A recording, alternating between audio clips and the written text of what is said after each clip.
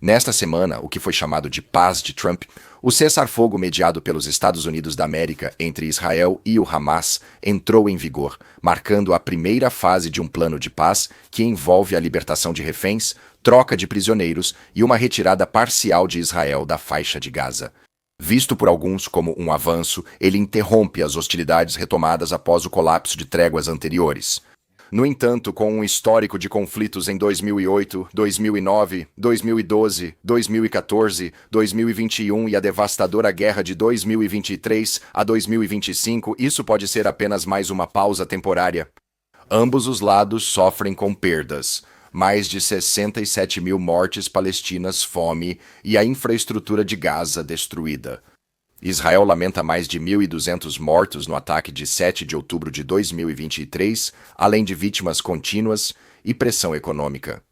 Será este o fim do ciclo ou apenas mais uma pausa antes da próxima escalada? Quem venceu esta rodada? Isso importa. Gaza foi destruída e forçada a se render. Então talvez o Estado judeu tenha vencido esta batalha, mas a que custo? E olhando para o longo prazo, parece haver poucas opções para o Estado judeu vencer a guerra como um todo. E por que isso? Bem, vamos entrar no fato de que Israel está sendo pressionado pela demografia, especialmente pela imigração de muitos da sua classe produtiva, assim como pela divisão interna no país, e mais importante ainda, pelo colapso do apoio internacional. Além disso, há uma mudança geracional entre aqueles no Ocidente que já não veem Israel instintivamente como uma vítima, mas agora sim como um Estado pária agressivo.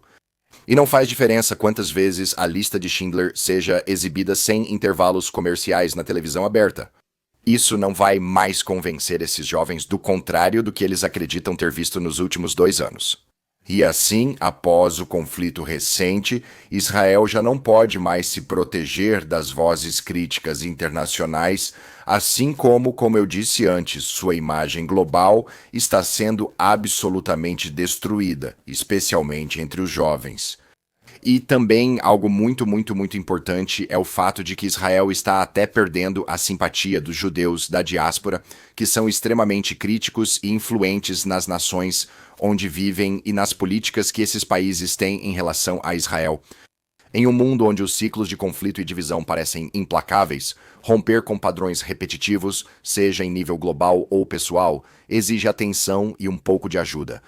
Assim como as nações buscam a paz duradoura, as pessoas também podem encontrar seu próprio caminho para uma mudança positiva com as ferramentas certas. Primeiramente, este não é um vídeo sobre a influência esmagadora que Israel exerce nas nações ocidentais e, em particular, nos Estados Unidos, com grupos de lobby como o APAC. Este vídeo é sobre a situação geopolítica em que o país se encontra no final de 2025, após 2 anos de conflito em Gaza.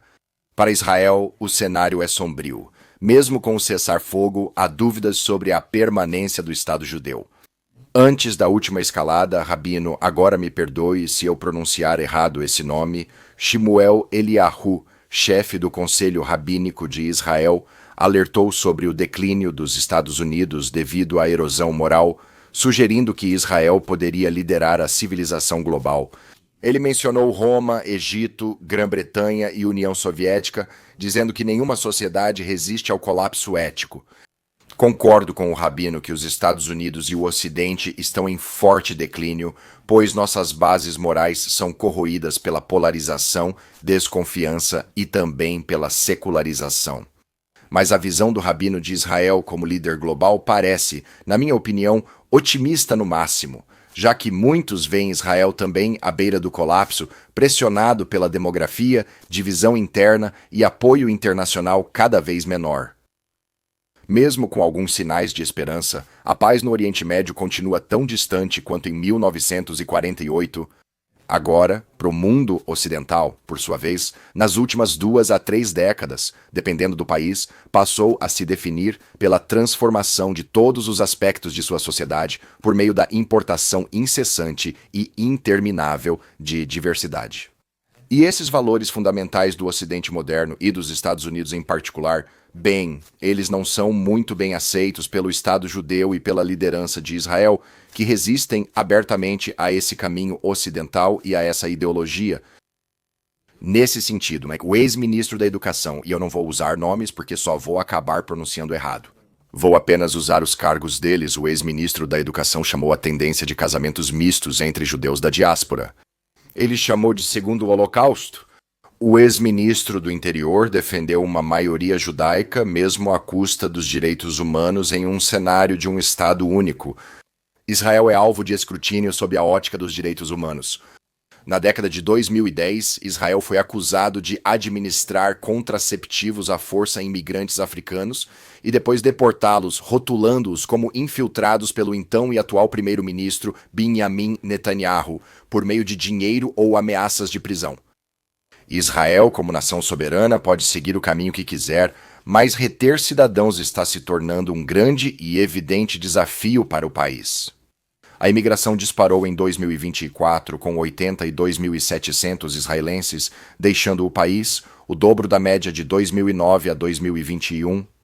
E isso foi impulsionado pela guerra, temores judiciais e outras questões relacionadas. E isso representa um déficit líquido de migração de 18 mil pessoas para aquele ano. Além disso, até 40% dos jovens israelenses seculares gostariam de deixar o país o mais rápido possível. E isso sinaliza o que muitos chamam de crise de pertencimento dentro do país. Muito importante para a sobrevivência geral de Israel, como enfatizou Jonathan Greenblatt, o Chief Executive Officer da Liga Antidifamação desde 2015, quando ele alertou em uma gravação vazada de 2023 sobre o grande problema geracional. Essas são palavras dele, nos Estados Unidos e seu apoio a Israel. Ele notou uma divisão entre jovens e idosos, com os jovens americanos influenciados por redes sociais como o TikTok. Bem, eles veem Israel como um projeto colonial ou de apartheid, basicamente pessoas brancas oprimindo pessoas de cor. Aspas. O número de jovens que pensam negativamente sobre Israel está fora dos padrões, fecha aspas, disse ele, citando uma suposta propaganda influenciada pelo Irã no ativismo dos Estados Unidos da América. Em um depoimento à Knesset em 2025, ele admitiu as falhas após 7 de outubro, pedindo, aspas, táticas criativas, fecha aspas, para reconquistar a simpatia dos jovens. Relatórios recentes publicados já em outubro de 2025 indicam que o governo israelense está pagando a influenciadores de redes sociais dos Estados Unidos da América até $7.000 americanos por postagem para disseminar conteúdo pró-Israel, com o objetivo de melhorar a imagem de Israel nas plataformas de redes sociais, especialmente entre os jovens. No geral, seus alertas destacam uma mudança de paradigma nos Estados Unidos. Com a queda da religiosidade nos Estados Unidos da América, os vínculos com Israel enfraquecem, impulsionados por redes sociais e protestos universitários. Além disso, a simpatia global por Israel, de modo geral, murchou completamente. Surpresa! Israel enfrenta isolamento crescente devido à justiça social, ao politicamente correto e à cultura do cancelamento, impulsionados por termos como Estado de Apartheid e pela retórica do boicote, desinvestimento e sanções de ativistas anti-Israel. E está funcionando. Pesquisa de 2025 em 24 países revelou que 62% veem Israel de forma desfavorável. Apenas Índia, Quênia e Nigéria tiveram uma tendência positiva. A aprovação do governo de Israel nos Estados Unidos da América caiu para 35%. E na Europa é ainda pior. 20% de aprovação na França, 16% no Reino Unido e Alemanha, 12% na Espanha e só 3% no Japão.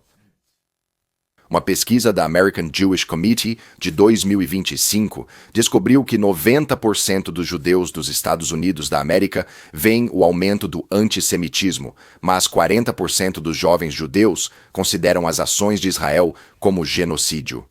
O que muitos judeus chamam de segundo Holocausto, como citado nesta apresentação, são as taxas de casamento misto na diáspora, 42% globalmente e 72% entre judeus não ortodoxos dos Estados Unidos da América.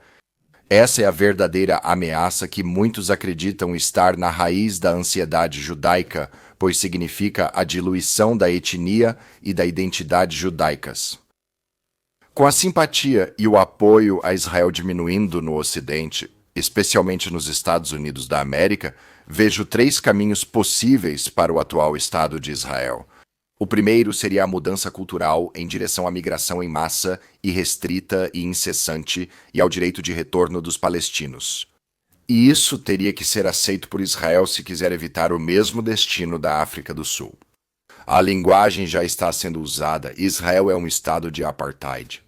É um projeto colonial racista, um estado que ataca pessoas indefesas de cor. Dada a visão cada vez mais negativa das pessoas e dos políticos de ambos os lados, tanto nos Estados Unidos da América quanto no Reino Unido e em países de todo o Ocidente, os apelos para que o movimento boicote, desinvestimento e sanções não só cresça, mas seja expandido para níveis de sanções semelhantes aos da África do Sul em 1994 parecem ser um resultado muito provável, se não possível. Isso prejudicaria o país, que já não conta com apoio irrestrito do Ocidente, especialmente dos Estados Unidos da América, e teria que se recuperar, sendo cada vez mais visto como Estado pária. Claro, o que isso significa é a solução de um Estado único, e nesse cenário, Israel deixaria de ser, entre aspas, um Estado judeu, para se tornar um Estado multicultural. Um Estado que, de acordo com a elite global, então poderia colher os benefícios de uma diversidade irrestrita e incessante, e, claro, isso se tornaria sua maior força, assim como acontece em todas as nações ocidentais. Mas muitos acreditam que isso nunca poderia acontecer com Israel. Porém, eu responderia dizendo que, se Israel perder o apoio dos Estados Unidos, tanto econômico quanto militar, basta olhar para a rápida transformação e o vandalismo cultural, histórico e civilizacional que está ocorrendo atualmente nas nações ocidentais, especialmente nos Estados Unidos da América, se você quiser um guia de como isso se desenrola. Embora a diáspora judaica no Ocidente tenha sido parte fundamental do sistema globalista, isso não ajudará Israel no ano atual e daqui para frente. E, se o globalismo não for interrompido, inevitavelmente ele vai acabar engolindo Israel do mesmo jeito, caso queira continuar fazendo parte da ordem global ou da Pax Americana, pelo tempo que isso ainda durar. O segundo caminho para Israel, e o que eu acho mais provável, semelhante ao que a Nova Zelândia está atualmente adotando, é o afastamento gradual da Pax Americana e a aproximação cada vez maior da esfera de influência da Sinosfera. Atualmente, Israel está no centro de uma disputa crescente entre os Estados Unidos da América, seu aliado de longa data, e a China, um investidor que Israel vem cortejando há anos. E, infelizmente para Israel, de acordo com quase todos os analistas que li, em breve terá que escolher com qual anfitrião irá se alinhar.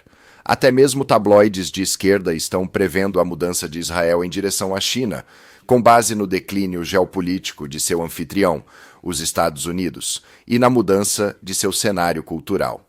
O terceiro caminho para Israel, e o que acredito ser o mais improvável, seria manter o curso atual e o status quo, e então seguir sozinho. E o motivo disso ser praticamente impossível é que, sem parceiros comerciais e a enorme ajuda que atualmente recebe dos Estados Unidos, e não podendo hipoteticamente substituir essa ajuda pela China, Israel ficaria extremamente vulnerável, especialmente em uma região cheia de fanáticos religiosos, governos hostis e pessoas ressentidas por suas ações nas últimas décadas. Portanto, em conclusão, não acho que Israel vá realmente mudar demograficamente e, consequentemente, politicamente judaico em sua encarnação atual, nem será destruído externamente, porque Israel ainda é uma potência nuclear, declarada ou não, e sempre manterá a estratégia de dissuasão militar de último recurso conhecida como Opção Sanção, uma estratégia bem maquiavélica, sem dúvida, e sobre a qual talvez eu fale em um vídeo futuro. Mas até lá, muito obrigado por assistir. Se você gostou do vídeo, por favor, deixe seus comentários na seção abaixo.